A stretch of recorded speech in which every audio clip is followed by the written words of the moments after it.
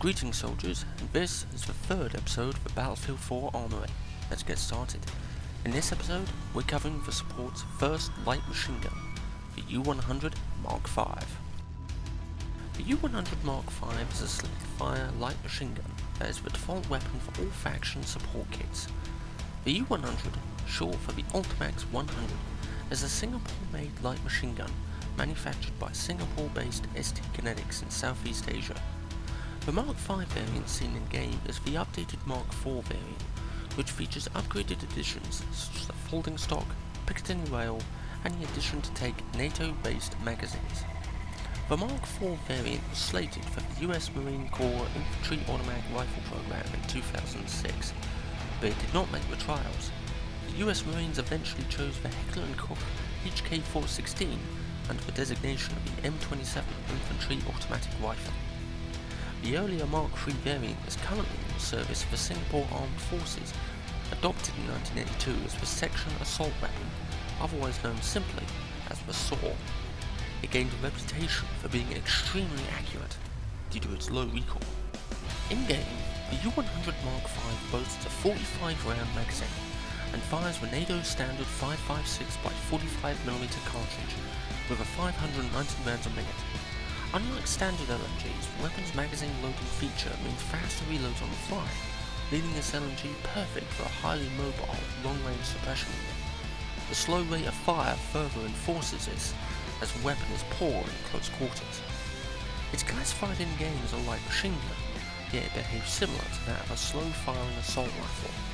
Weapons such as these are often termed infantry automatic rifles, lending the mobility and accuracy of an assault rifle with the firepower of the machine gun, while sacrificing much of the machine gun's capacity for a faster reload and lighter weight.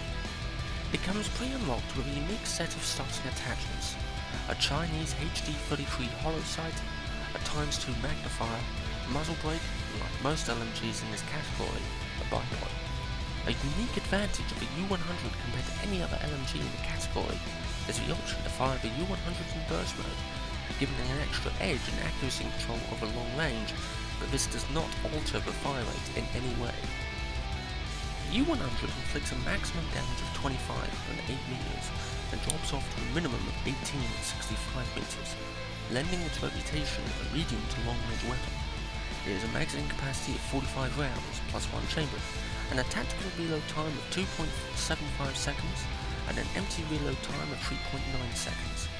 It is a slow pulling upwards recoil, proving its reputation of a low recoil LMG.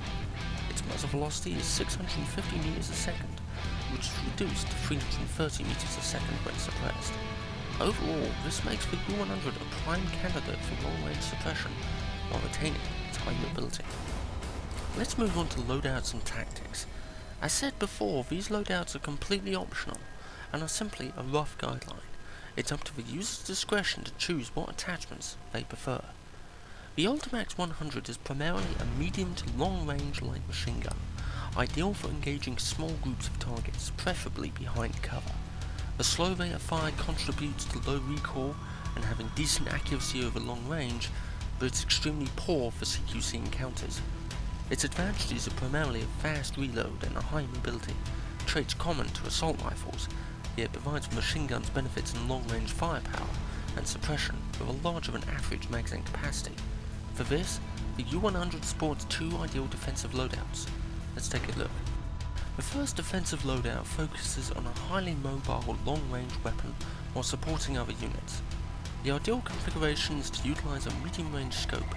I chose the M145 3.4x optical scope, tied in with an angled grip and a heavy barrel. A laser sight aids for those emergency hip-fire cases where you're caught in a tight spot.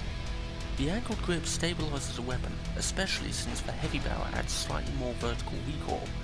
However, the heavy barrel adds a slight benefit accuracy over range, reducing the effective minimum spread when firing. Alternatively, for those who wish to savour the recoil control, substitute the angled for a stubby grip and remove the heavy barrel altogether in favour of something like the flash hider when it's unlocked.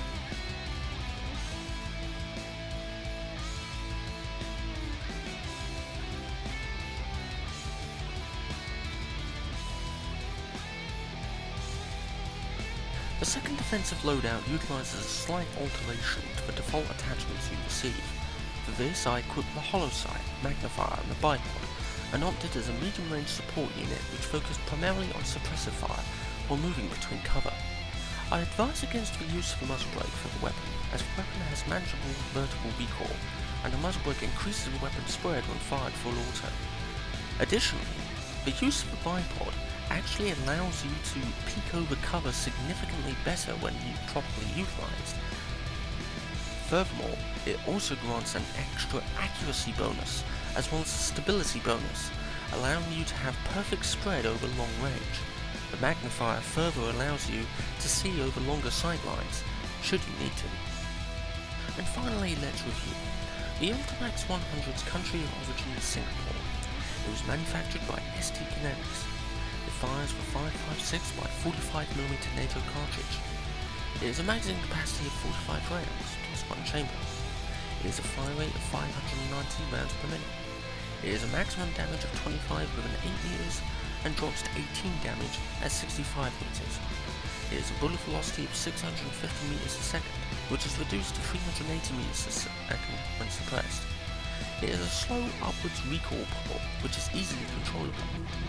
It has a unique 3-round burst fire, but it does not affect the fire rate of the weapon whatsoever. It is primarily useful for medium to long range, taking advantage of its low recoil and high accuracy. The weapon is primarily a highly mobile squad suppression weapon, moving from cover to cover while suppressing enemy forces with accurate machine gun fire over long range. I hope you've enjoyed this episode of Battlefield 4 Armory, and until next time, I hope to see you again when I cover the 4th episode, the Chinese CS-LR4 sniper rifle. Special thanks to Symphig, providing top-notch details on weapon statistics and information. Until then, ta-ta.